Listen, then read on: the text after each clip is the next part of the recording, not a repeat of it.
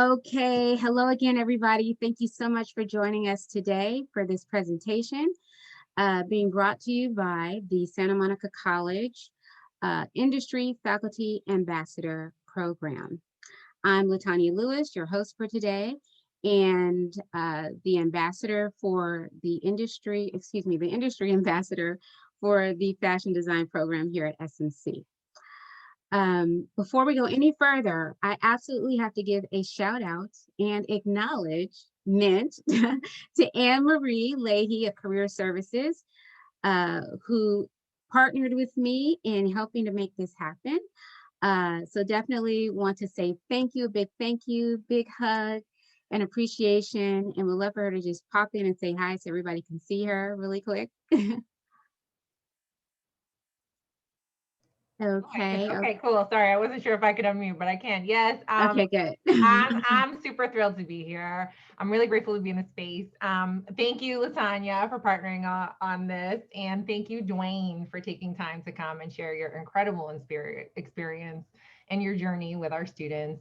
And thanks to Roland. I know you're going to do introductions, but Roland is an SMC grad who has also, which we'll hear more about Latanya and tell more about, and we want to thank you for coming as well.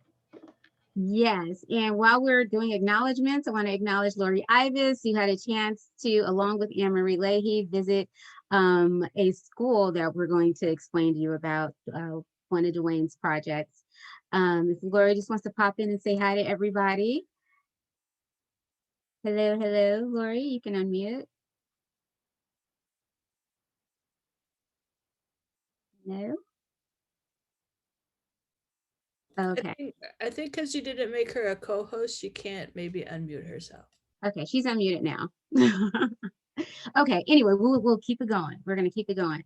Okay, so I got it. No. okay. Anyway, I just wanted to say hello to everyone, and you guys stay tuned. You guys are going to be in for the best hour of your life. I mean, seriously. So I'm shutting up. Okay. Okay.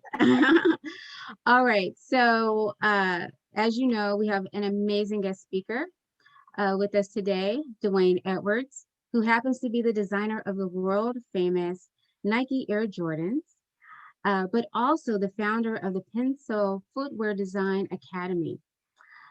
He brings a wealth of experience, knowledge, guidance, insight, wisdom, all of that, yes, and the tools necessary to prepare you for today's fashion workforce.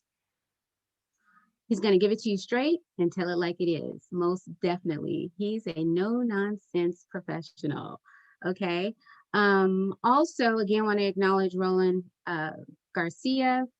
He is an SMC alum, but also an alum of the Pencil Footwear Design Academy that we are making mention of. He also happens to be an employee of Nike. Okay. So towards the end of the presentation, we will open the floor for questions and allow you to ask questions to both Dwayne and Roland as you wish, okay? When you do have a question, we ask that you raise your hand, and once your hand is raised, we will unmute you to proceed, all right? Okay, so without further ado, I now give the floor to Dwayne Edwards. And we are going to allow him to speak very shortly. Unmute. Now, can you hear me? Yes. Okay. All right, good. So thank you. It's an honor to be hanging out with all of you. What is today? Thursday? All these days seem the same. It's all one long week since a year ago. So what I'll do is I'll kind of share a little bit of a little bit of my journey coming up, and then just a little bit about Pencil, and then really kind of open it up for questions. I work better from a Q&A perspective, but at least giving you guys some insights of kind of how I got to this point. So I'm going to share screen here and let me know when this is live. Can you guys see that? Perfect. Did the slide change to artist? Perfect. Yes. All right. So I like to talk about kind of my journey where I started off as an artist, just being able to draw anything I could see. And then I was introduced to this idea of design, and then I became a designer. And once I left the industry, I focused on leveraging the creativity that I built up and applying it to just everything that I do, right? And so I made this transition. So this is a young version of me when I was a small person, but I was always the person who, I was born with the gift of drawing anything I could see, but I had two older brothers that were also born with the same gift, and they would always, kind of help me kind of, perfect my skills. But fundamentally, this is where my dreamer phase really started. And it really kicked off with this, right? So some of you guys are too young to remember that a long time ago, there used to be a book that came to your house every week that told you what was on TV. Now, it probably sounds super crazy that that actually existed, but it did. But what was cool about it was within a couple of pages, they had this drawing competition in it. And for me, as a young kid growing up in Inglewood, I'm like, all I saw was $5,000. I didn't see the two words to the right, which was in prizes, right? So I was just trying to get that $5,000. And so all I had to do was draw these characters. And so I would enter this competition every time, fill it out, mail it. And I ended up winning this competition like 3 or 4 times. They stopped sending it to me because I was 12. So the reward was that I get a scholarship to this school in Minnesota. But that was really my first time that I really understood kind of what design was. Oh, wait a minute, something happened. All right, now can you, did it change? All right. So like I mentioned a little earlier, I grew up in Inglewood, California. So I'm the youngest of 6 kids, raised by a single parent. My world is not too different from your world. I grew up in, a gang infested neighborhood. My best friends banged, sold drugs, did all those things. You're often associated with the people you hang out with. And so that was the people I hung out with. And so ultimately that became my world, that became my circle. I had encouragers. So one of my first encouragers was this woman by the name of Miss Weathers. She was my 7th grade math teacher. And she was the first one that saw that I would draw, because I would draw on little 3x5 index cards, my version of what sneakers should look like. And she would take them because I wasn't doing my math homework. And she would take them and she'll give them back to me if I completed my math homework. So like that was our agreement. And so she was the first one really to believe that I can actually do something. And for me, it made me do better in her math class because she was encouraging me to do it as long as I was able to finish my math homework. Once I got to high school, I started getting into art classes, but I was kicked out of my art class. I went to Inglewood High School. I was kicked out of art class because I didn't want to draw fruit. I wanted to draw sneakers, and they didn't have that as part of the curriculum, and I was better than my art teacher. And so they kicked me out of art class, and I ended up going into this amazing space called drafting, where drafting is a complete opposite of art. Like everything is about numbers, everything is about accuracy, everything is the opposite of art. So they thought they were punishing me by sending me to drafting. And it just opened my world up to a certain level, a new level of creativity, a new level of what is possible. And I really fell in love with that. As I said, I went to Inglewood, and our colors were green and white. Oh, I think I'm wearing an Inglewood shirt today. Our colors are green and white. Well, they didn't make green and white sneakers back in the 80s. And so what I would do is I would go to the shoe repair shop, because I can get all white Air Force Ones. I would go to the shoe repair shop, get some green dye, get some duct tape, tape up my shoe, paint my swoosh green, and then I would come to school with white and green Nikes because it matched my uniform. So this was in 86. So I was a customizer in 86 just because I wanted to be different than everyone else. And then this became what people started paying me to do. So I started designing the shoes for my high school team, the girls basketball team, where this became kind of my hustle in high school, was customizing sneakers. And one day I was working, I worked at McDonald's, and I saw this ad in the LA Times. And it was like for me, it was a huge ad, but it was a small ad, and it was for a Reebok design competition. And for me, it's like, man, this is what I've always wanted to do, was to design sneakers. And Reebok had this competition. So I entered the competition, and I ended up winning this competition. But the problem was I was 17. So they were looking for a kid that was in college or graduated. And so that day when I won, they were actually in Santa Monica, actually. Their entertainment studio was in Santa Monica. That was probably the happiest day, the most pissed off and angry I've ever been in the same day, because I legitimately won this competition, and the reward was a job at Reebok, but I was 17, still a senior in high school at Inglewood. And so for me, ever since that day, I've been upset with Reebok. And I promised myself I would take it out on Reebok. If I ever got into this industry, I would take it out on them. And so I always kept Reebok in mind. And after I get devastated from Reebok, then I go to my guidance counselor in high school. I'm like, I figured out what I want to do with my life. And then this is what she tells me. She said, you know, no Black kid from Inglewood would ever become a footwear designer. Why are you even thinking about doing something like that? And, you know, that's devastating to a high school kid, considering in her job title is the word guidance, right?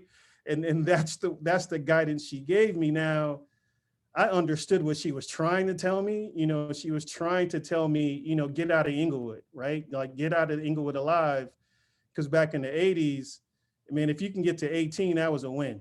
And if you can get to 21, you were beating the odds, right? And so I understood it, but at the same time, for me, it was like, all right, now I'm gonna prove you wrong.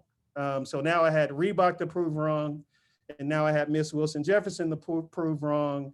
And I created this wall that I call a thank you wall. And my thank you wall is for people who didn't believe I would do anything.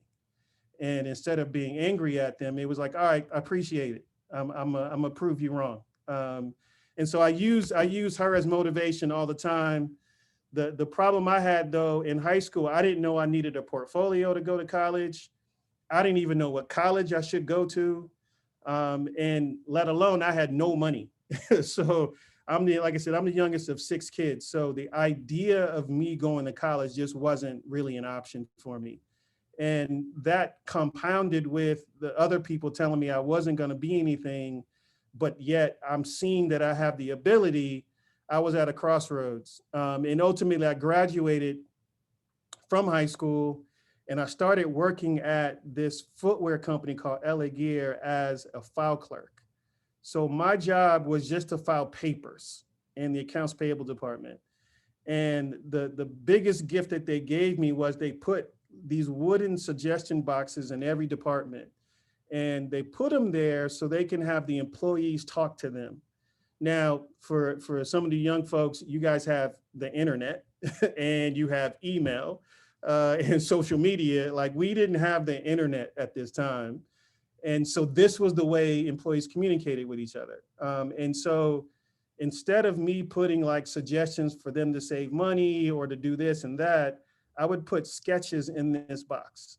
So my little 3x5 index cards that I was drawing on, every day I would just drop them in this box before I started work as a file clerk.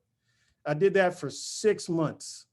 And I was always reminded of Abraham Lincoln's quote here, is that, you know, if you really want to see your future, you have to create it. Because the other people are telling me I'm not going to be anything. And I need to believe that I can do something other than what they're telling me. And so on my 19th birthday, a month after my 19th birthday, I was offered a job as a professional footwear designer. And I remember her. I remembered her, and that fueled me. So LA Gear was my first job as a footwear designer at the age of 19. And they were based in Marina del Rey, California. And so here I am, fresh out of high school, 6 months in, never even been to Marina del Rey because I grew up in Inglewood, even though it's a couple cities over, but never even been there as a kid. And here I am working at this footwear company. I have a chance to work on a shoe that there's this legend by the name of Kareem Abdul-Jabbar. So for those of you young people on the call, Kareem has the most points of any player in NBA history, more than any other player. And the Lakers used to practice at my high school. So when I was at Inglewood in high school playing ball, the Lakers would practice and I would see Kareem and I would see Magic and I would see James Worthy, all these guys. So for me, it's like, for me to see Kareem when I'm a professional and work on something that he created, for me, it just came full circle, right? And so the next athlete I got a chance to work with was Karl Malone. Karl Malone is the second leading scorer in NBA history. So he has the second most points in NBA history.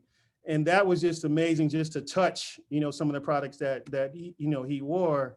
And then I was blessed with this opportunity. I left LA Gear because the owner of the company left the company, and I came back to follow him, and he signed the licensing rights to two pivotal brands in streetwear culture. One is called Cross Colors, and the other one's called Karl Kani. And this was in the early 90s. And so I had a chance to design shoes worn by these guys. So I got a chance to work with these athletes, these entertainers, when they were in their early 20s, like I was in their early 20s, because they were endorsees of Cross Colors and Karl Kani apparel, where I was the designer of the footwear for these brands. So being able to see Pac, when he was at his prime, and Biggie when he was starting, and Dre and Nas, like, to me, like, that was amazing at the time, but it's even more amazing 30 years later to realize that I was in the company of that greatness that I didn't even know that would existed. I spent 6 years doing that, and then Nike called and they asked me to come up to Oregon.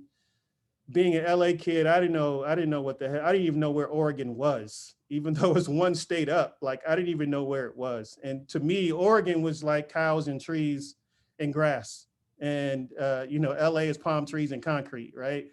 And so I wasn't too far off, because I live surrounded by 100-foot trees on a lake, but it was just a weird journey for me to come up here. And the first thing I was tasked to work on was a boot for police officers. So if you know anything about Inglewood, that's the last person you want to help, okay, is police officers. And that was my task, was to design a boot for police officers. And so I did this boot, and it's called the Goa Dome. It's probably Nike's most successful boot that they've ever created. I think they still sell close to 1 million or 2 million pairs a year. And this was done over 20 years ago. And for me, it was just my first project. And it just became a pinnacle staple for the Nike brand. And then Nike asked me to work on a project that a lot of people didn't want to do. And that was for the Olympics, and for this riding boot. And I took on this project because, seriously, nobody wanted to do it. And so I took on this boot for equestrian riding, and I've never ridden a horse before. And this boot was in the 2008 Olympics. It won a few gold medals and a few different design awards, but I have never rode a horse before. I just applied my same design principles and philosophy that I was taking to design basketball shoes. I applied it to this as well. So that ended up being successful. And then something I never dreamed of happened. I get a call from the Jordan team, and they asked me to join the brand in 2001. And, you don't say no to Michael Jordan. So I said yes. And so I got a chance to start working with these guys, where I started working with Melo when he was a rookie in 2003, designed all of his shoes for the first 8 years of his career in the league. And it's pretty cool how it's full circle. Now he's playing in Portland his last few years. So this was the very first shoe I did for Melo. This is how I sketch. So I sketch by hand. So this is all the line work is with the pencil. Then I scanned it and dropped in Illustrator for color and shading. But I do everything by hand still to this day. And then I had the opportunity to work for Derek Jeter, designed a lot of his cleats over his career.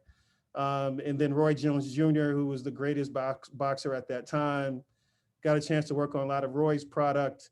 And then, of course, working with the greatest of all time. And MJ, so working on the 21 and 22, also worked on the 18 and parts of 23. And the Jordan, that whole part of my career was something, like I said, I didn't imagine would happen.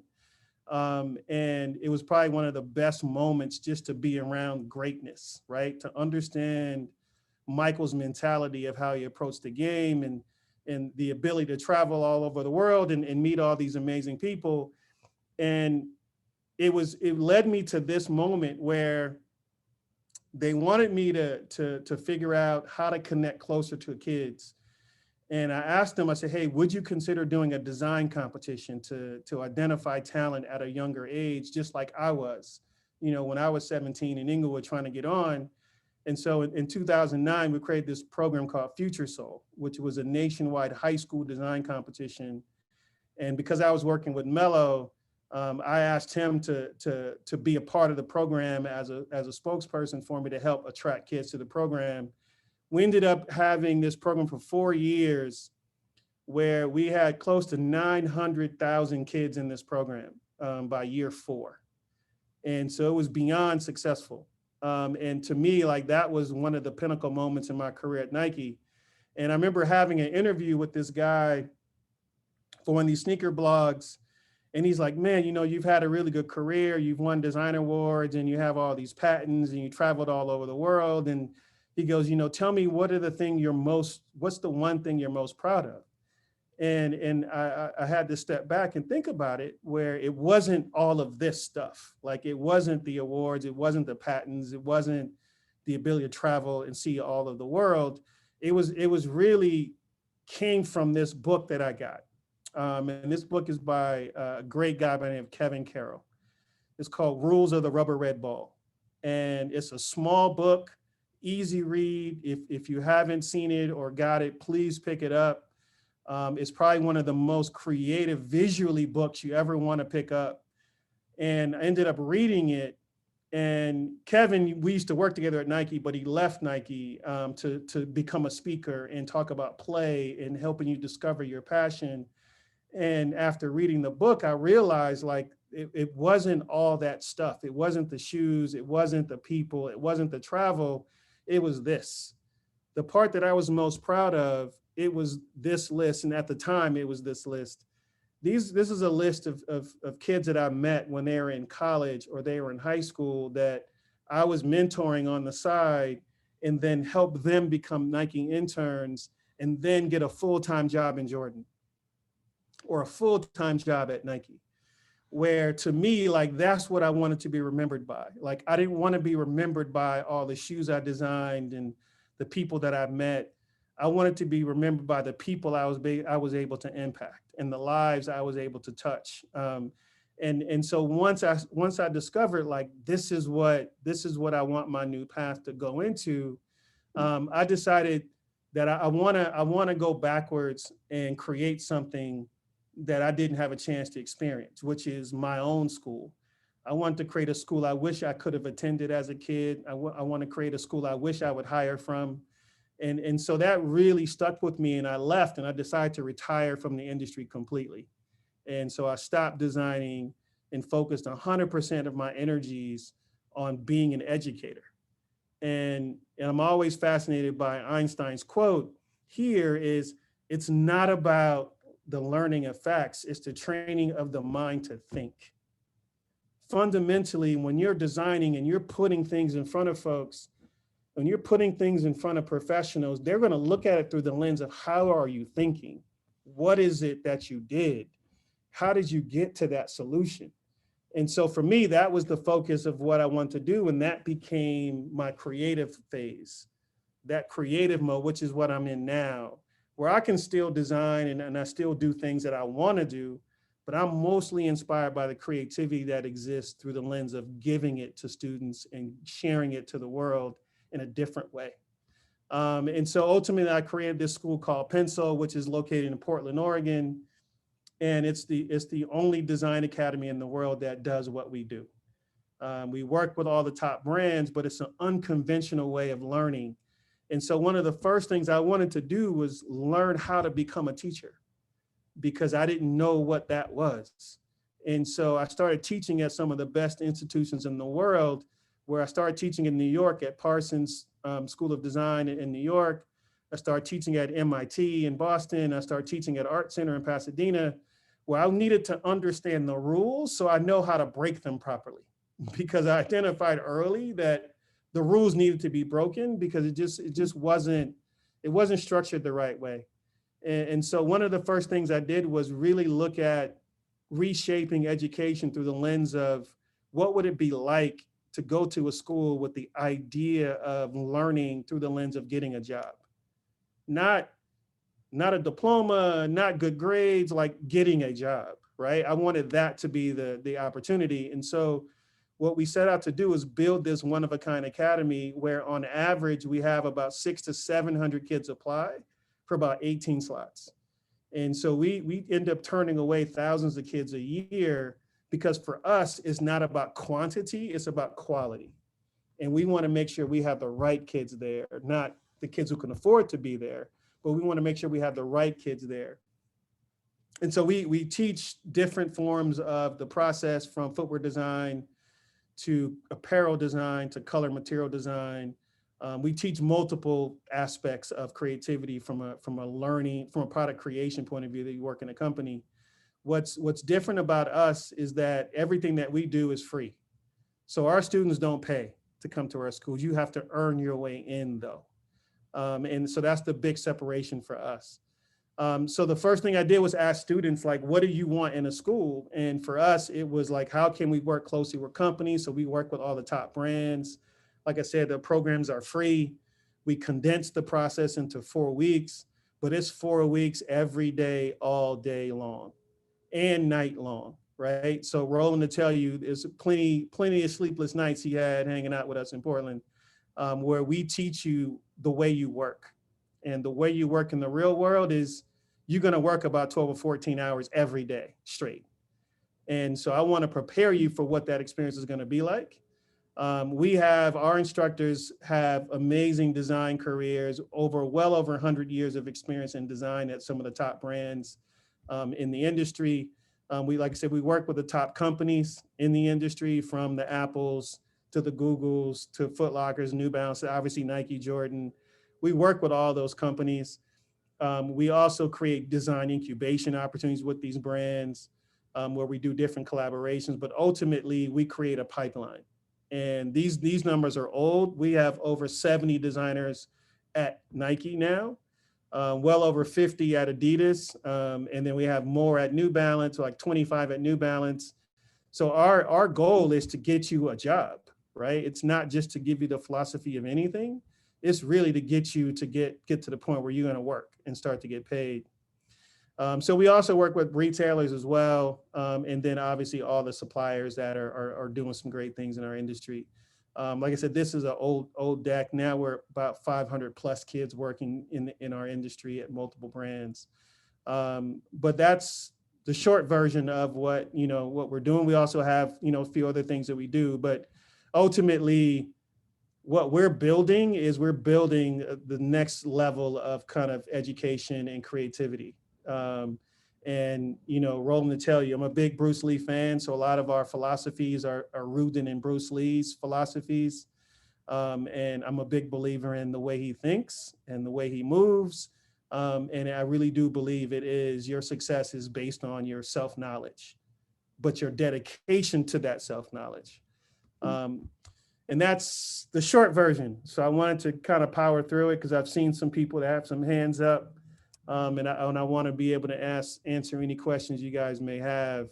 But that's the short version of my story. There's a longer version, but that's the short version. Well, Dwayne, if I could just jump in and let you know that one of your special friends and colleagues is here with us as well, TJ Walker.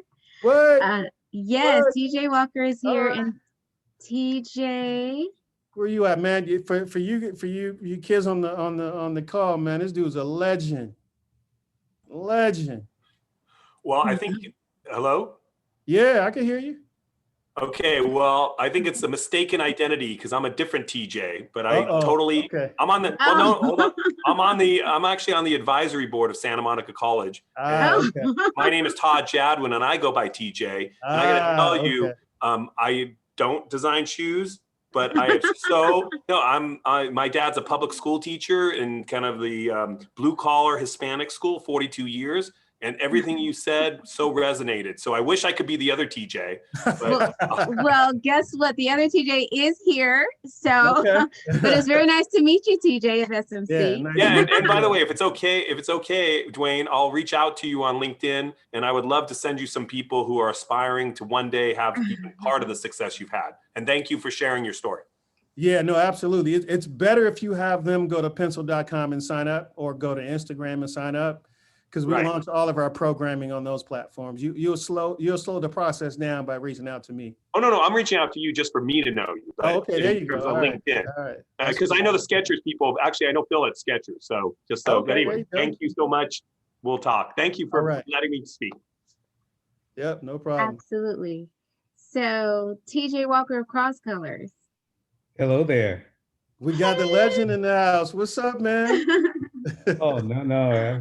What's up? You are. This is Man. amazing, and I wanted to intentionally stay here to see the story and hear it, All right. I didn't know the real story. I didn't know all of the backstory. Oh yeah, man. There's a little bit more, but Oh, yes. yeah, we all have a little bit more, but I just I admire and respect what you've done and what you're doing. Wow. That's amazing. And, I'm an instructor, Yep. just like Latanya and other people here on the platform. And I totally agree with your directives and how you actually want creatives to navigate, and people in general in terms of education, because it's so needed. Yeah. We've been doing it for the same way for so long, Yep. and things need to evolve.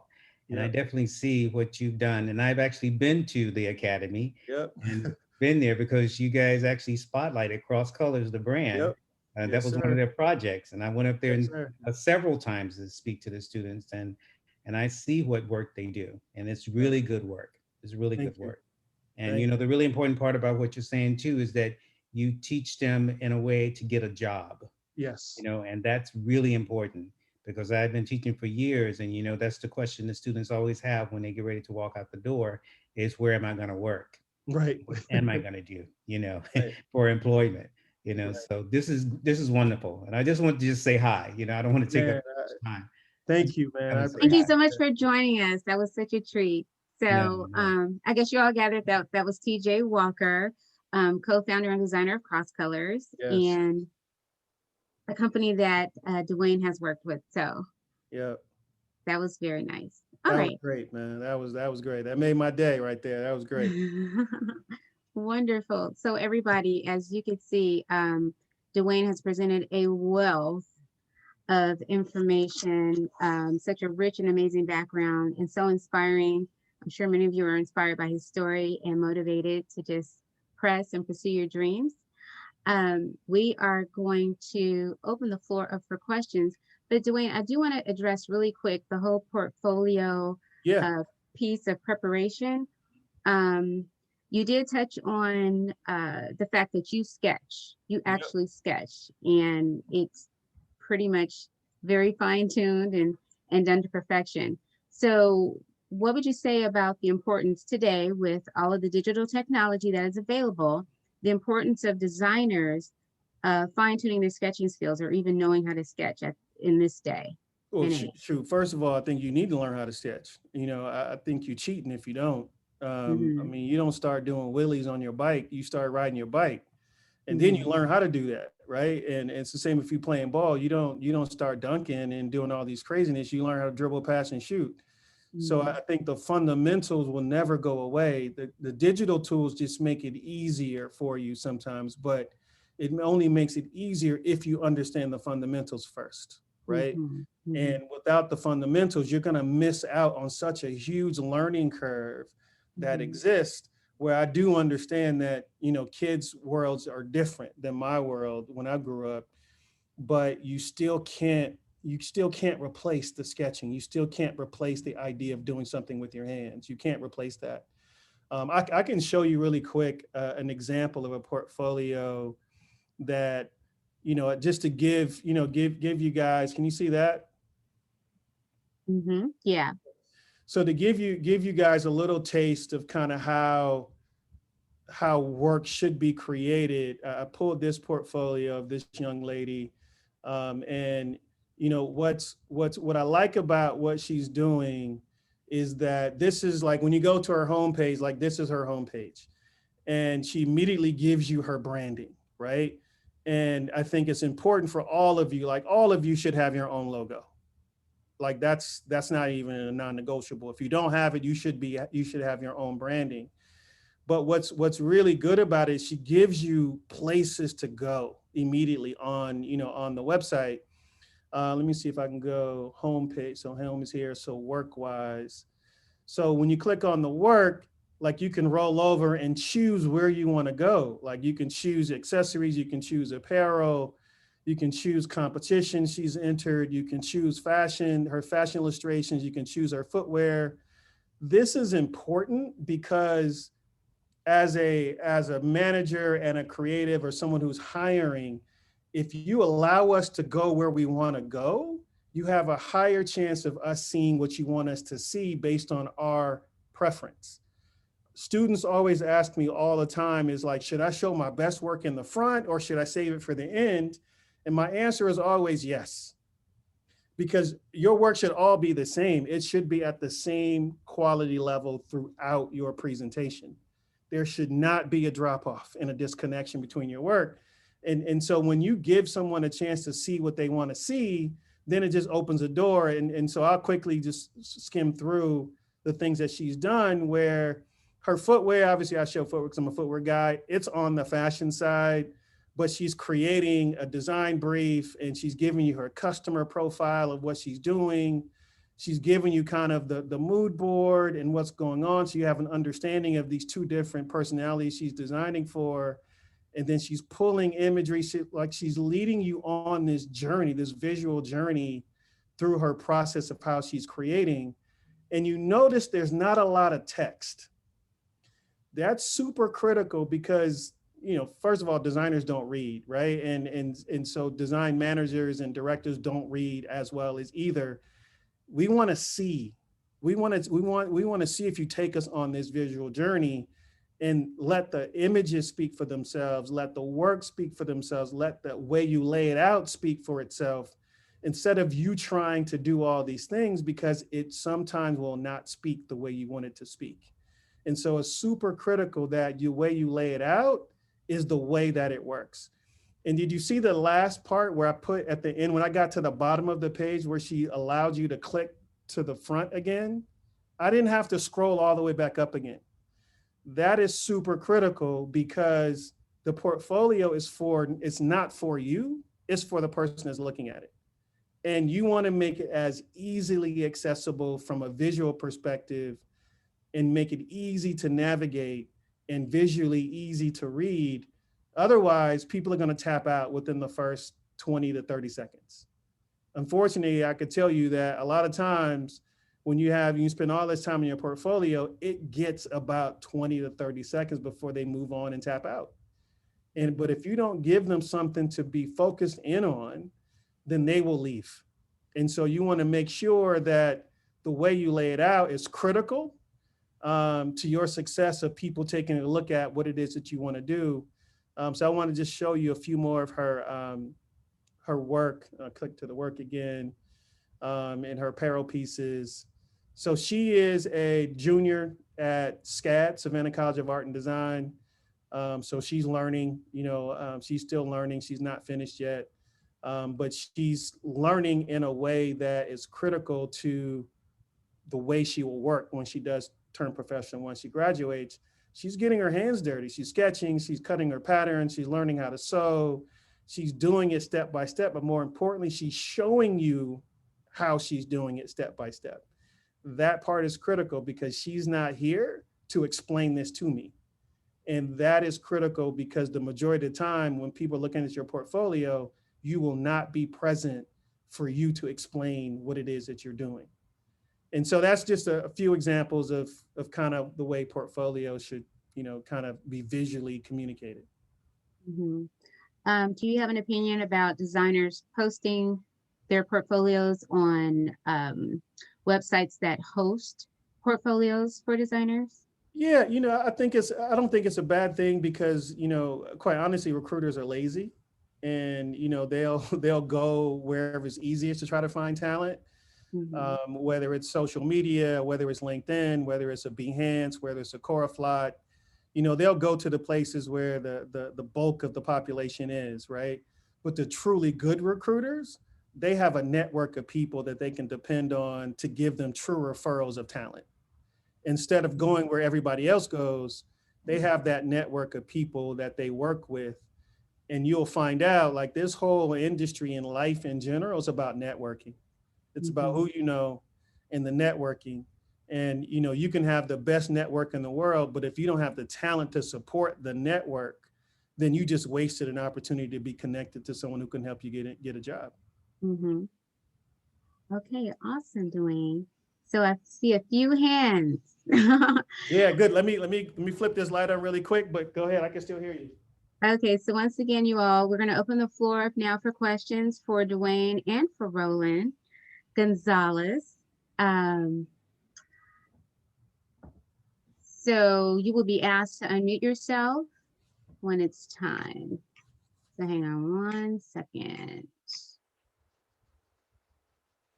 Can I say something really quick? What's up, Roland? Yes. What's up, Dwayne? How are you doing, man? Glad to see Good, man.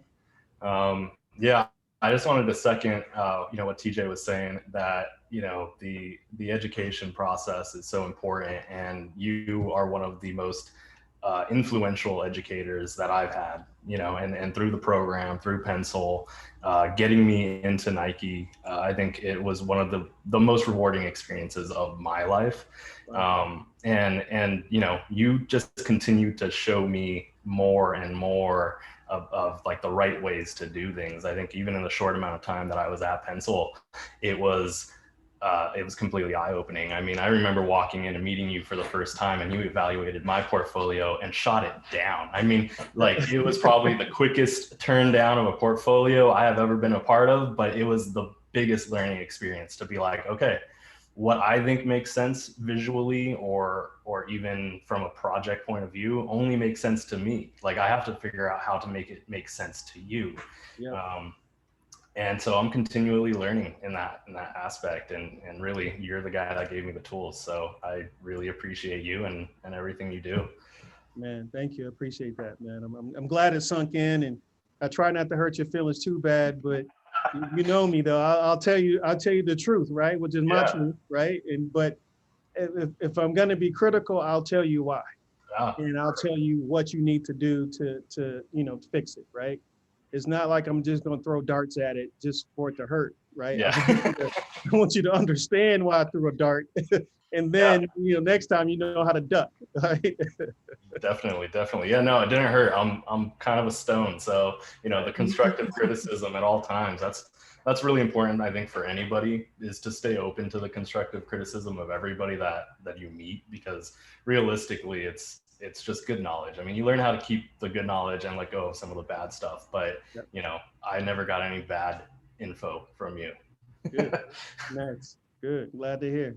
Yeah. Okay, so we're going to start with our questions. We're going to start with Jacques. Hi, Miss Lewis. Jacques, How are hi. you? Listen, first I want to say this morning I woke up and my fashion buying class, we have to pick a brand and write about it. So I picked Cross Colors. There you go. And TJ Walker was my art teacher at Trade Tech. And meeting him has been such a spiritual experience. I don't think I would have I graduate this year. I don't think I would have continued without his inspiration. So I just want to give a heads up to him.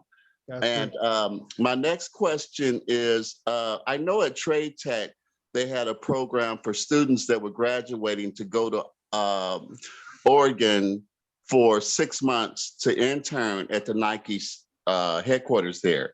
Yeah. But with the pandemic, I haven't heard anything. I thought my last year in fashion school, I would apply. Right. So my question is, what direction do you suggest a designer takes foraging through I do menswear, And so, but I want to do footwear also. And I've been doing some photography and getting my portfolio together and sewing my menswear collection while I'm preparing to graduate. So I just want to know, what do you suggest the next step for a person like me should be? So I heard a few things there. You know, one of them is you waited until your senior year to apply for something, right? No, Nike only takes the seniors for Got their it. Okay. internship. So Got I it. was at Trade Tech, and it was my first year when they were recruiting. So Got now it. I'm at Santa Monica, and I graduate this June. Okay. And I haven't heard anything about the internship program there. Yeah, they did change it. They did change it. The pandemic did kind of interrupt a lot of things. But have you said you wanted to do footwear? Have you done any footwear in your portfolio to date? TJ Walker's class, we had to do a little bit of everything. Okay, good. That's Yeah. good to know. So it begins and ends with your portfolio, man, where you can have all the resources like TJ or even now myself, but you need the work to back it up, right? And because you are connected to people who've been doing it for quite some time, they can help guide you through the process of what you need to put in your portfolio to put forth your best effort, right? And I tell my students all the time is, you know, until you get a job, your full-time job is your portfolio. And so you need to put everything you can into that portfolio and constantly update it. Do not let time go by, because people ultimately want to see how you think. And the more that you can illustrate to them how you think and show your process, that's how you're going to get their attention, because the people in the industry, they fall in love with the process of how you got there. It's not about the end all the time. It's about the journey of how you get there. And so understanding how the layout should be, like I showed you one student, you know, she had process. And that was the part that was critical to her portfolio looking the way it does, is she showed the entire thing. And I can tell you that's what the brands look for, is that process. But one, working with people who can tell you what the process is, and then following through with their guidance and putting together a portfolio that is based on the knowledge that these other people are sharing with you. That's going to be a big part of your journey and how it's going to propel you into this industry. But without a quality portfolio, like I said earlier, your networking is a waste of time, because you're not leveraging your ability against the networking. Okay, they're great. Yeah, thank you. Yeah, and I see my sister. Whoa. What? Janeth Walker. What? Yes, how are you? How you doing? I am great. How are you? I'm doing good. Better Good. now. You look, well, I know. I thought I would surprise you. Yes, you did. Definitely. I know. I was so anxious that I actually signed on at 4:00, not realizing that 4:00 was 4:00 LA time, not Right. 4:00 South Carolina. So I'm sitting there looking, and I'm saying the Zoom meeting hasn't started, and then it popped up at 7. I was like, oh well, I am 3 hours Early? Yeah, that's all 3 right. hours early. So yeah, That's this is all right. just interesting, and looking at and listening to some of the callers. So yeah, I thought I would surprise you. Thank you. You sure did do that. Thank you. Uh-huh. Yeah. Yeah. Okay. Wow. You good? She Good. fed my sneaker habit when I was a kid. You know, she was able Yes, to. I did. I did. Yes, she paid for a lot of the shoes I wanted to have. Yeah. Oh, wow. So nice to see your sister. Thank you. Okay, so we're gonna go to Devin now. Yes, hello. How you doing, Devin? Hi. I'm with the SMC newspaper, the Corsair. I have one solid question for you. If you could, thinking back to where you were when you started talking about the hustling to change the sneaker color and winning your first contest, how do you think you would react to your success now from back then? Dude, I can tell you, if I had the tools y'all have today, Yeah. man, that'd be crazy. I didn't have the internet, dude. I had this thing called the Yellow Pages. Do Oh, you I know what that remember. is? Oh yeah, yeah, All right, yeah. so I had I'm the a yellow 90s kid, pages. so I understand. Dude, if I can get to where I've gotten with no computer, no social media, no Google, no platforms to show people what I can do, like you got no excuse. Like the kids of today have zero excuse, right? Where if I had social media, oh dude, it'd be off the charts. Off the Right. charts. Like I still, it still worked out for me. But and ironically, I'm actually not on social media. The school is on social media, but me personally as an individual, I'm not on social media at all. And that's more of a personal decision of I just don't like people to know what I'm doing, right? But I think as a young person trying to get into this industry, you almost have no choice. But the difference though is you need to use social media for the tool that it really is beneficial for you. You got to understand brands pay attention to all that stuff, right? Right. And so for all of you, you should have two social media accounts. You should have one that is you as a brand and only post the things that elevate you and as your brand. And then the other stuff that's stupid that you want to do just for everybody else to see that they shouldn't see, right?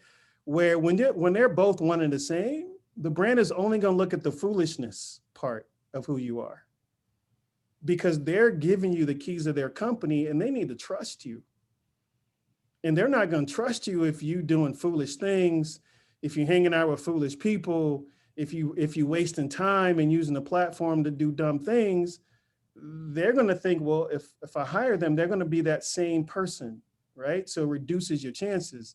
So you're better off having two separate accounts.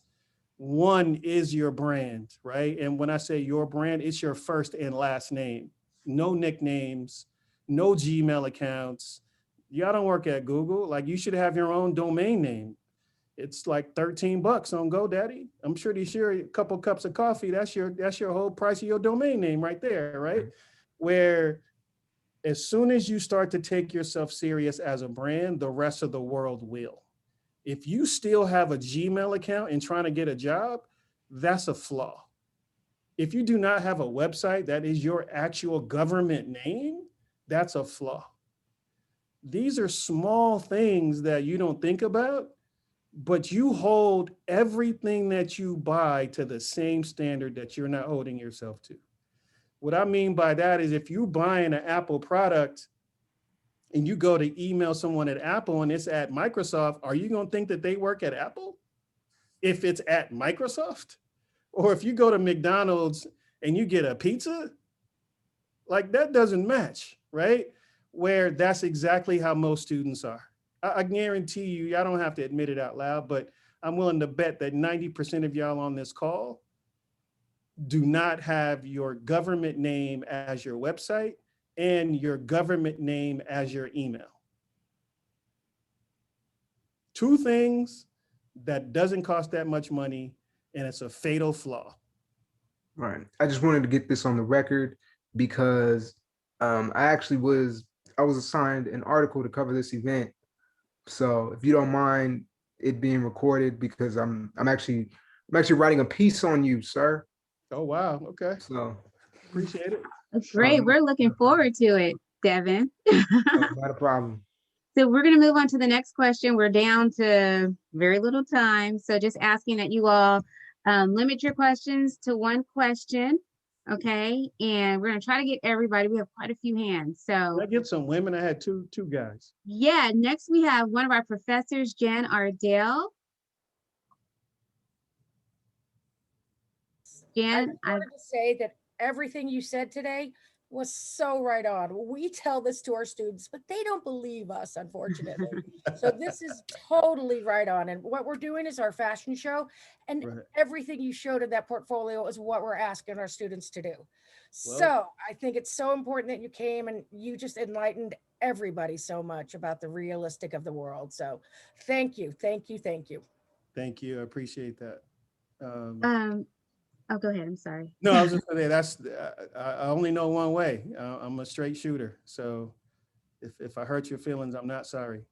Love it. No. Okay, so if we do happen to go over about 5 to 10 minutes, I'm would that be fine. Don't okay? worry about me. I'm fine. Wonderful. Okay, great. I thought we were supposed So, to stay for like another 30 minutes or so I'm good. okay, awesome. Next, we will have Lori Ivas, another professor, as you all know. Lori Ivas. Unmute. Oh, yes. Anyway, again, I'll repeat how wonderful, wasn't I right, you guys, how wonderful this was in this compact period of time? I was going to ask you, could you, maybe touch on, didn't you go to Santa Monica College I for a did go to bit? Santa Monica Yep. College. It's the only college I ever attended as a student. Yay. Business Uh, department? Was it the Yep, business I was in department? business marketing and business management. Excellent. Oh, that's great. And then I got a job and left. Yeah. Well, that's great. I was going to ask you, could you elaborate a little bit more on the amazing apparel side too? In our last meeting when we talked, you guys, and if is amazing as this is, if apparel amazing with Angela Medlin Yeah. and the color instructors, they were wonderful. But I must say, I've never been so more impressed with anyone in the apparel side as Angela Medlin. It's priceless. Yeah, Angela's great. So Angela has a long career in our industry as well at some of the top brands from Levi's to North Face to Jordan. And for years we turned away the idea of doing apparel because other schools already did apparel. And so we wanted to have a unique position around apparel. And Angela and I connected. Angela actually worked at Cross Colors as well. And we were working together on cross color projects at the same time, but across the city we never met. And then she was in Jordan, but I was gone by then. So our paths have crossed many times, but we never met in person. And so she came to me around this idea of doing functional apparel and accessories. And I said, okay, yes, that's what I want to be a part of because you're really not learning functional apparel in traditional design schools that teach apparel. It's more on the fashion side. Yeah. And, ultimately the functional side is just like the footwear side where we solve problems. And so Angela was all about problem solving, and that matched what we want to do at Pencil on the footwear side. So we added functional apparel and accessories about 2.5 years ago. And it's been growing. It's been growing, and Angela's been great. And then we also have color and material. So we have a M Lab where we do color and material design led by Suzette Henry, who also has a long career in our industry at multiple brands. Suzette and I worked together at Jordan. I left, and then a year after I took her from Jordan. So we have these main studios of the Phase Studio that does functional apparel and accessories, and then the M Lab that does color and material design, as well as our footwear design studio. Oh, great. Thank you. And I was going to say how impressed I was with the amazing portfolio. I'm not going to say who it might be, but you should be very proud. That's all I'm going to say. That's all I'm going to say. Thank you so much. Thank you. Yes, thank you. Okay. Next, we have Ishmael, who is an SMC alum. Hi. Yeah, I used to go to SMC, and then I just recently transferred to UCLA. I'm a psychology major, but I'm really into fashion, and I've been like making my own clothes now and selling them, and I have my own like little brand.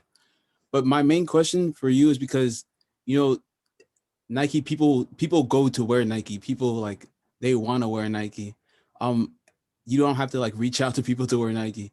For my brand, I've been trying to like reach out to some people to see if I can get like some influencers wearing it, but it's like really hard. I was wondering, how would you go about doing that?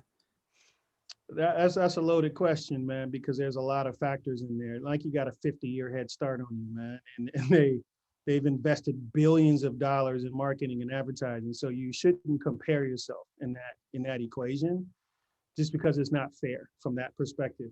Now, there's a smaller group of folks who want to be different, who don't want to be like Nike, and who doesn't want to wear all the other products that other people wear. That's going to be on you to create a unique visual value proposition that's iconic and different from everyone else, because you don't have the luxury of having a $1 billion marketing campaign and advertising campaign to support your brand. So your product has to speak for itself. And you should I haven't seen your work, but you should take a look at your product and see, does it speak? Well, actually not you, because you created it, so you're biased. Ask people that you don't know, and or ask people that won't be afraid to hurt your feelings, because those are the people who tell you the truth. And you have to create a unique value proposition with your product, because your brand doesn't have an identity yet. And so the design work and the quality of the product has to speak for itself. And then that becomes the way you build your brand, is through having a visual value proposition that no one has, especially on the apparel side, because it's such a crowded market and a crowded space. You have to try harder. You have to be visually different to get people's attention. Okay. Moving on. Are we okay to move on? Yeah, I'm good. Question. Okay. Next we have Lana. Hey, Lana. I can't hear you though. Hi. Okay. So I studied sculpture and I have an MFA in sculpture, but like I realized that it's really hard to, be a sculptor and to make money doing that. So I'm starting to take like design classes. And so do you think you're saying that like making a portfolio you think is like the most important thing in order to become a designer? Yes. And like regardless of what school you go to, you think that's true? I didn't go to school, so yes, I think it's true. Because arguably you can't deny talent. Okay. Now, yeah, you can go to a bigger school and it has a bigger name, but talent is talent. If your skill level is compared to someone who goes to a bigger school, if your skill level is better than the bigger school person, you're going to get hired, because it's a talent business. And you think you can learn those skills like on your own without, like having that, elite community of people? Absolutely. Yeah. Absolutely. And I mean, it seems a little bit like, to me, it does seem like a little bit like there's just so much out there, and like that it's like it was probably like really competitive. Do you think it's more competitive now than when you're younger? Or like, do Oh, you think absolutely. Yeah, I mean, if you're getting into design for the first time, you have to first understand the landscape. So what I mean by that is you have to go to the Behances, and you have to go to the Coraflots, and you have to go to those platforms to see who you're competing against, because you need to understand the level of talent you have to elevate up to. Okay. Because that's what the brands are looking at, right? The beautiful part that I see that you have to your advantage is you have a skill set from the sculpting side that you should apply to your design skill that you want to harness. Don't run away from your sculpting abilities. Apply that same concept of form and shape and working with your hands to your design work, because then that becomes your unique advantage over someone else who's just a design student. Yeah. They don't have the other form of creativity in their arsenal to fall back on. So you actually, in my opinion, have an advantage, because hopefully you will leverage that, and the things that you design will have more of that principle of shape and contour that lords you to the sculpting side. So don't run away from that side of who you are. Bring that side into a new world, because that's going to be ultimately the way that things change. If you're only a footwear designer, you're trying to do footwear, you're not going to bring anything new to our industry. If you're an apparel designer, you only do apparel, you're not going to bring anything new to our industry. When you tap into other industries and bring that knowledge into another industry, that's when creativity happens. Can I just ask one more? Do you guys want that uniqueness and that that innovation, or is it kind of like, I mean, is that something you asked that question out loud? Like, why wouldn't you want that? I don't know, because things seem pretty like. You're looking in the wrong places. Okay. You're looking in the wrong place. Some people like the boring and basic, but anybody could do boring and basic. You have to show your true talent and thinking skills to get the job for them to dumb you down and be boring and basic. But you have to show the excitement and creativity to get their attention. Okay. Without that, it's going to be hard for you. But again, you have to understand the landscape of what you're competing against. And it's not to copy what you see, it's just to understand the skill level of how other people are going about this same craft that you're trying to get into. And you look for those opportunities to pivot and do something different. Okay, Lana, thank you so much for your questions. We're going to move on to Professor Susan Coco of the fashion department. Also, really quick, we have someone with their hand raised without a name. It just says Zoom user. So if you could go ahead and plug in your name, just rename yourself. We've enabled that feature. Go ahead and rename yourself, and then we can move forward with letting you ask your question. Okay.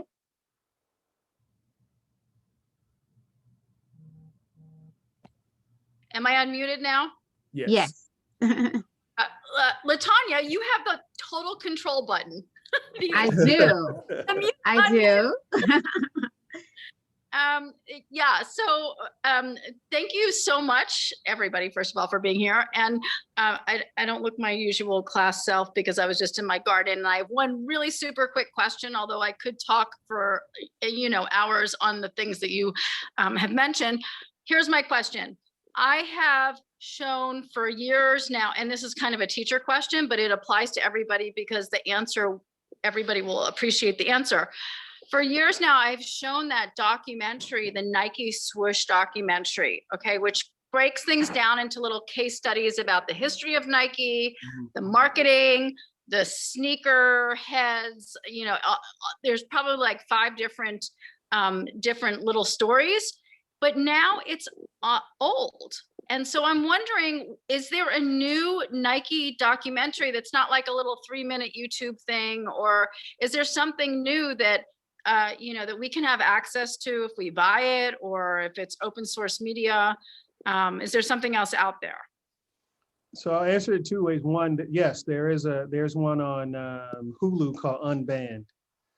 It's the story of the Air Jordan 1, right? So that's the only Nike sponsored type program documentary out there. It's called Unbanned. Beyond that, yeah, there's several other documentaries, Sneakerheads and some other things. But first of all, I don't work at Nike anymore. I don't work at Nike anymore. Right. But to me, and I tell my students this all the time, is, you shouldn't be doing what you're doing with the goal of working for an individual brand. Your existence shouldn't be one brand.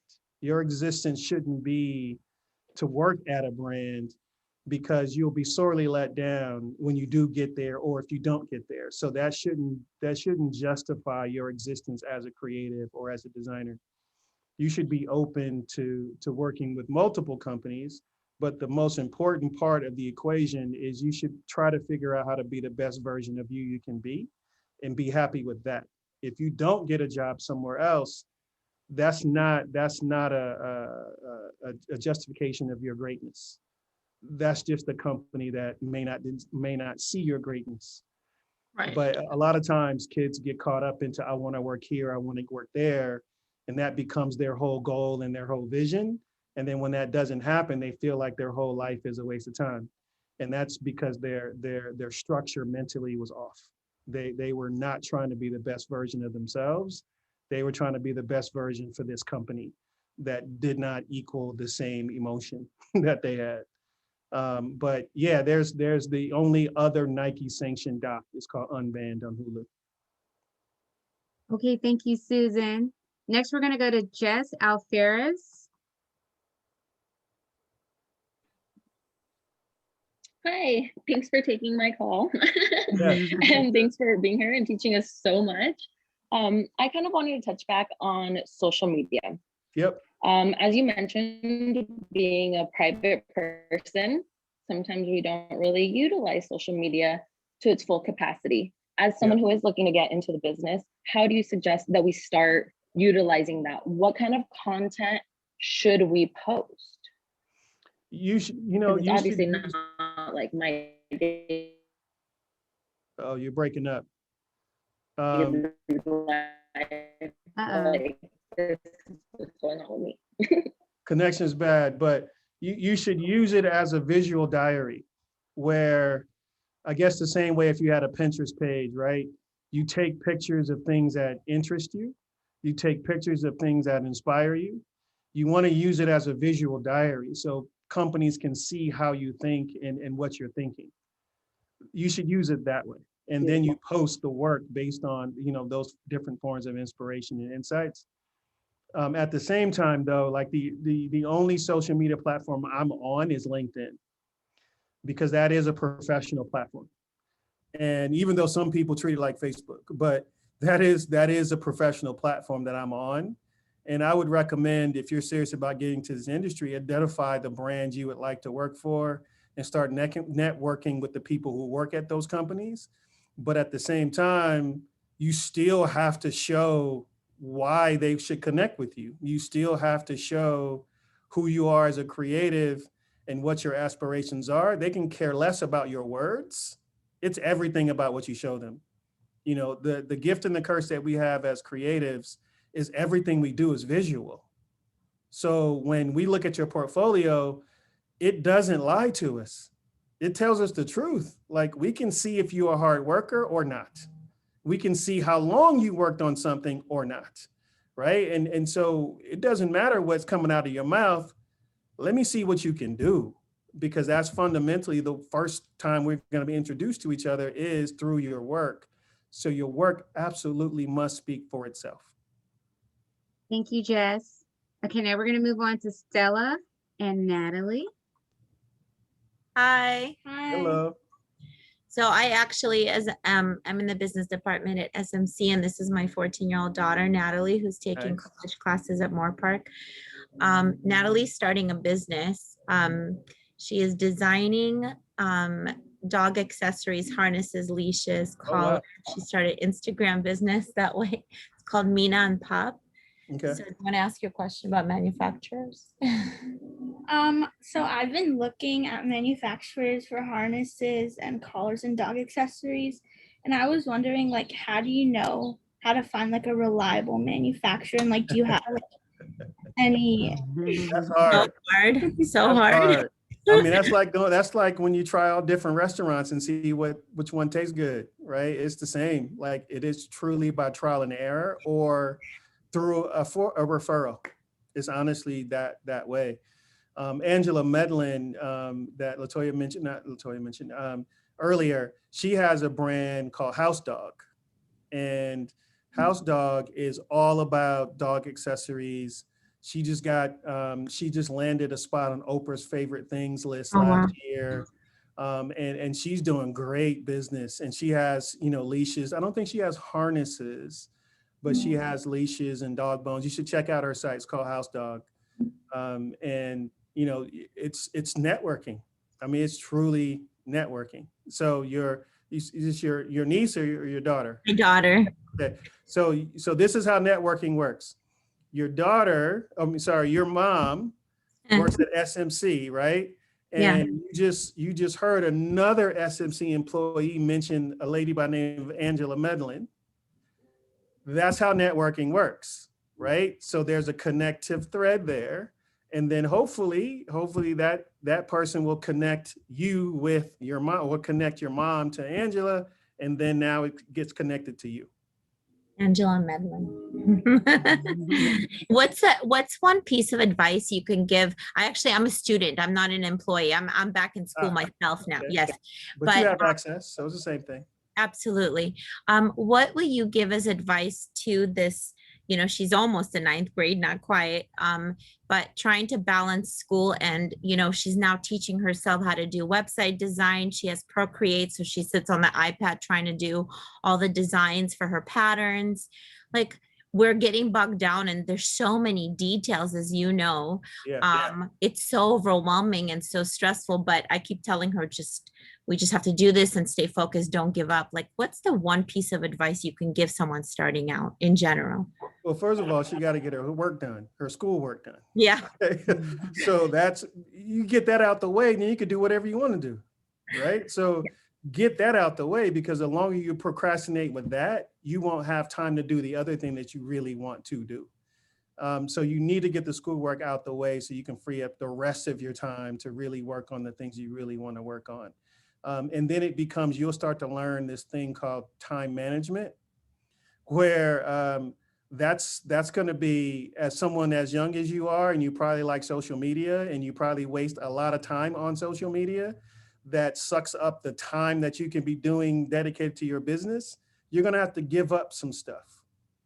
And a lot of it's going to be the unnecessary time you spend on social media, or the random conversations that you'll have with your friends over text that sucks up your time. Mm-hmm. You're going to have to give up some stuff. It's only 24 hours in a day, and hopefully you sleep some of those hours and you get your work done the other hours. And then the rest of the time, you can do whatever you want to do. If you choose to waste it, that's your fault. Mm-hmm. Okay, thank you, Stella. We have 3 more, Dwayne. You Okay. good? Yeah, I'm good. I'm good. Okay. Next, we have Christine Chine.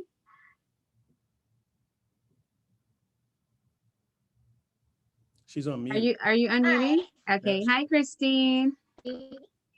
Hi. Make sure we can hear you on the mic. So I just started my own. We can't hear you, Christine. No, your voice is dragging. We can't hear you. No. No. So We- sometimes if you I'm try just turning off weird. your Okay. video, your audio will come through better. Okay, Can you Chris. bring me back? Yeah, we'll bring you back, okay? Okay, we're gonna go to Siobhan Estrella. How about if you get the next question and I'll come back? Yeah, we're gonna come back to you, okay? All right. Sorry. Okay, Siobhan. Hi, yeah, I'm here. Hi. Thank you so much for having me. Thank you for being here, Dwayne. My question for you is regarding mentorship. Mhm. Do you think like it would be good to have a mentor, and how would you approach somebody who's in the field and you would not want to mirror them, but you like the route that they've taken, and how would you say to Yeah, mentorship is a tricky one because to me, it's a 50-50 relationship. It's absolutely necessary for your journey through life, let alone as a designer or a creative. But why wouldn't you want to learn from someone who's walked down the street that you want to walk on, right? They can tell you there's a pothole to the right. They can tell you there's a pothole to the left. You know, I think the goal, though, you should find a mentor that may not have taken the path you want to take, but ended up where you want to be. And you'll end up seeing that there's going to be multiple ways to get there. The key, though, is you have to not waste their time. Because if you don't do what they instruct you to do, it reduces the chances of them helping you a second time or a third time. And then more importantly, it reduces the chances of them helping someone else who asked them to help them. So you have to own it. If you're asking someone to mentor you, you have to own that relationship and do everything that they've asked you to do, because it'll impact someone that you don't even know. And you don't want that to happen, because that could be you, right? But I think absolutely you should have multiple mentors that are on the design side, that are on the business side, that are on the life side. You should have multiple mentors. You shouldn't just have one. How would you go about approaching someone? I know you mentioned a lot of the time, or well, I mean, a portfolio is very, very big. Would you need a portfolio to kind of present to somebody? You want to be a designer? Yes. Oh, yeah. If you tell me you got a restaurant and you don't have a restaurant, like what sense does that make? How am I going to believe you if you don't have the visual tools I need to judge good or bad? Okay. All right, Siobhan, thank you. We're going to move on to Chris Hallowanger. Hang on. Oh, wait. Hang on. Pressing the wrong buttons here. Hello? Okay, wait. Yes, hi, Chris. Can you hear me, guys? We can hear you, but we can't see you, but it's okay. Thank you, guys. I typically don't answer people's emails or calls if I can't see you. I understand. I let one person get away with it earlier. but this is a form of professionalism. If you can see me, I need to see you. All right, so I just have one question. Can I see you? Oh yeah, yeah, you can see me. How do you? And Okay. just moving forward, like So it should Start be video? mandatory. Yeah, I Hello? can see you. Do All you right. see me? Yep. All right, how you doing, yes. sir? Good. How are Um, you? I was on. I'm okay. I was on LinkedIn last month, and we're in what do you call it? A seminar about Pantone colors, and a conversation was brought up about UA shoes and how it's like affecting the exclusive or like luxury brand. Do you think that's like really gonna become like an issue? You know what UA shoes are? I don't understand the question. The question is with like unauthorized shoes Yeah. being sold out like in the luxury market, is that gonna like affect the luxury market in the future as far as selling exclusive things like Supreme? There was like a couple of Supreme shoes that came out last year. The replicas were almost like so perfect that I almost think that it was like surpluses from the factory. And then people are buying those and selling it on the market. Do you think that affects like the luxury brand at all? I understand the question. I don't know how it helps you though, but the answer is yes. I mean, of course, all counterfeiting impacts the brand that's getting counterfeited. Yeah, of course, that does impact it for sure. Oops. Okay, thank you, Chris. We are going to move on to Nastasia. I hope I said your name correctly. Hi, Hi. Louis, and all the teachers from SMC, and of course, Mr. Edwards. Thank you for being here. My question would be just about, like, I'm currently working on my portfolio now, and I'm not at a point where I feel like it's presentable enough to send out. And my question would be, how would you, before seeing someone's portfolio, how would one position themselves that you would want to take interest in it? I Because need to see the work. I need to see something. Yeah. I have to see something. yeah, but I imagine like people are getting inundated with portfolios. Will you please take a look at my work? And sometimes it could get lost in maybe the pile. Would you say LinkedIn is the best place? And what can maybe you say to entice someone to take interest in your work before they see it?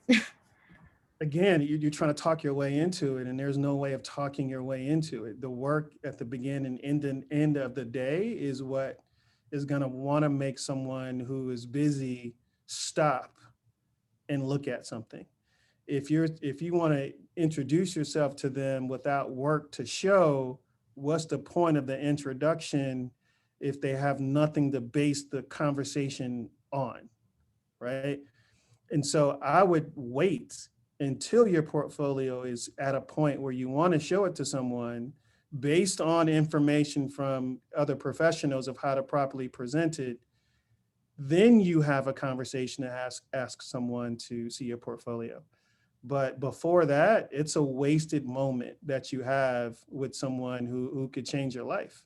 And so, you don't want to waste that moment. You want to make sure you take advantage of that moment in a high quality way so you can have it again and again and again. But if you waste it the first time, there's a high probability you won't get a second time. Thank you, Nastasia. Yep. Okay, we're going to move on to Jasmine. Hi. Hi, Jasmine. Hi. I just want to say that I grew up in West Adams, and best years of my life, even though it was mainly preschool.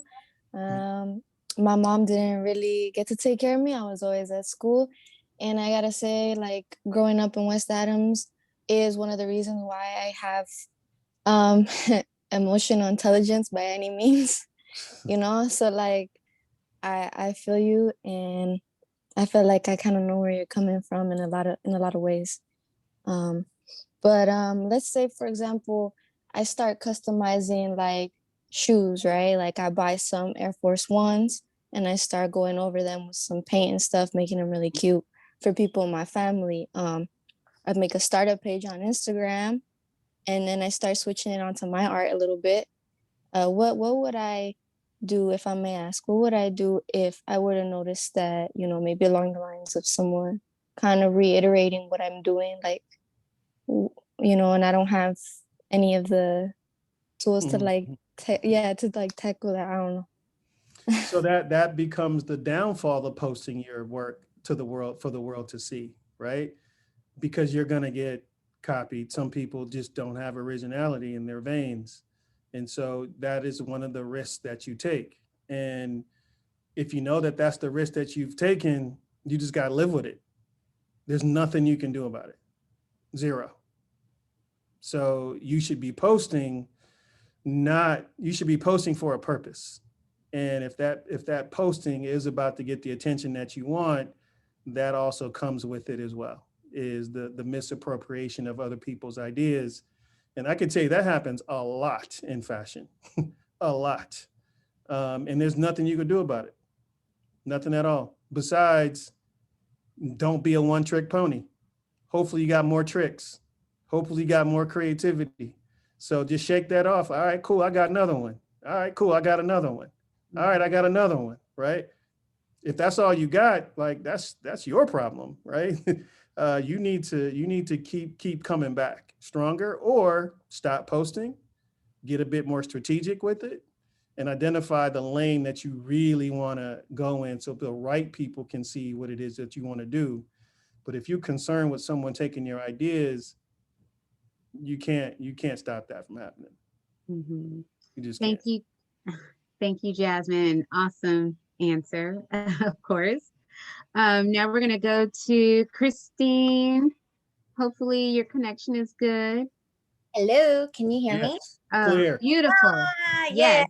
yeah. So I want to say thank you so much, everyone, for having this today. And thank you so much, Dwayne, for doing this, answering our questions. I really appreciate it. And thank you for your wealth of knowledge.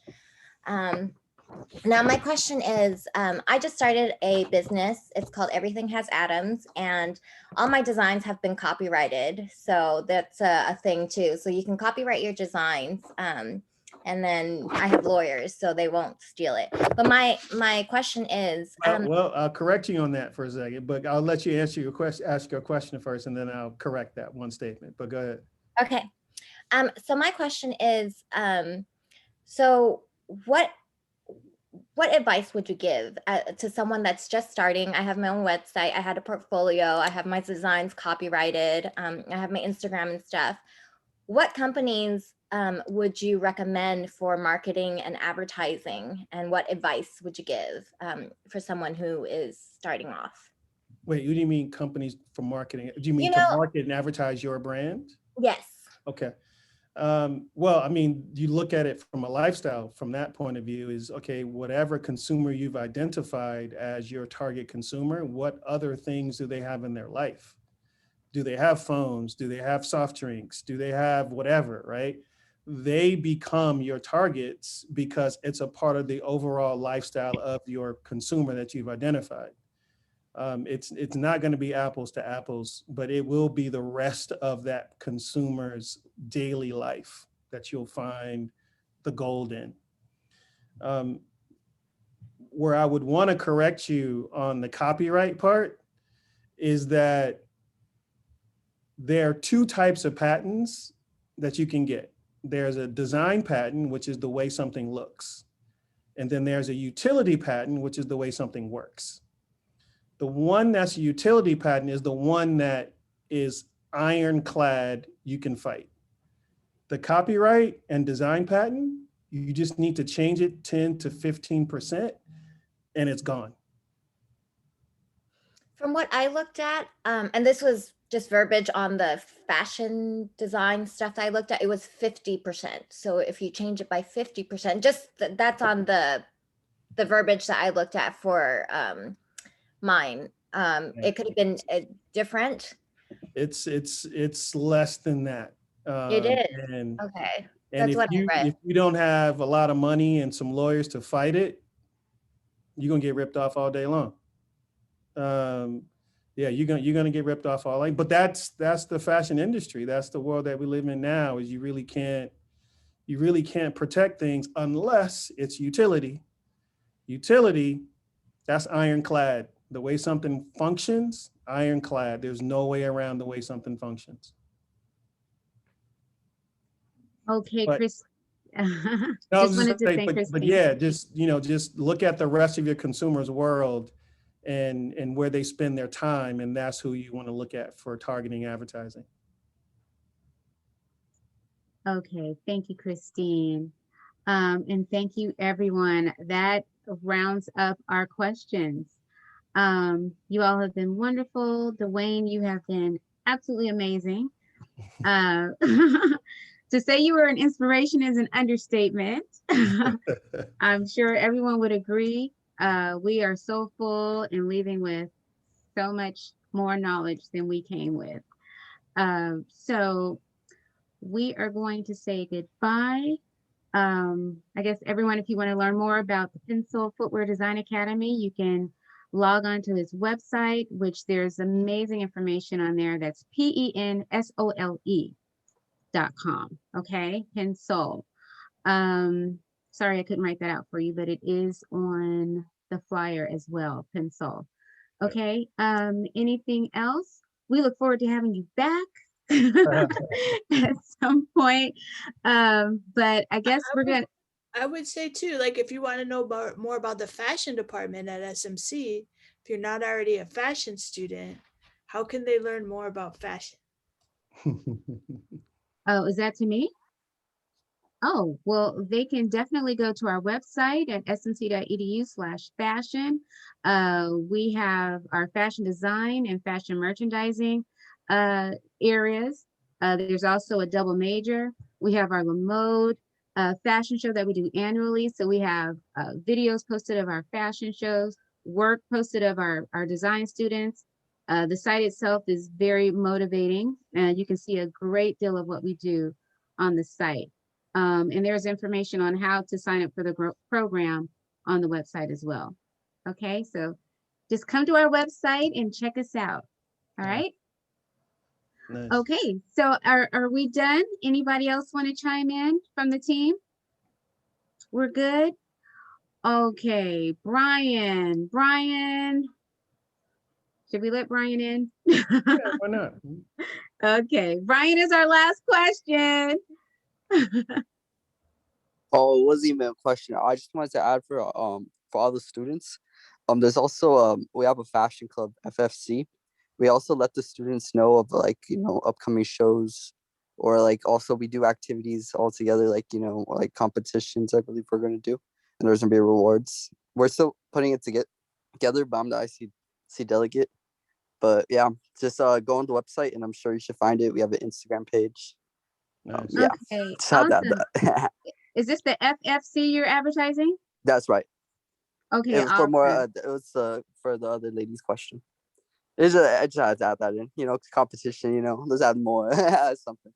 But, Okay, yes, oh, the FFC is a very active fashion club in the department. So look for those initials for the club, FFC, on the website, and you can learn more about the club. Okay. All right, everybody, we're going to say goodbye and good night, and just thank you again, and many thanks to you, Dwayne. Thank you so Yes. much. Thank you, Thank Dwayne. you guys. I appreciate the opportunity to share. And thank you, sister, for staying on, and good seeing you. Wonderful. All right, bye, everybody. All right, bye-bye.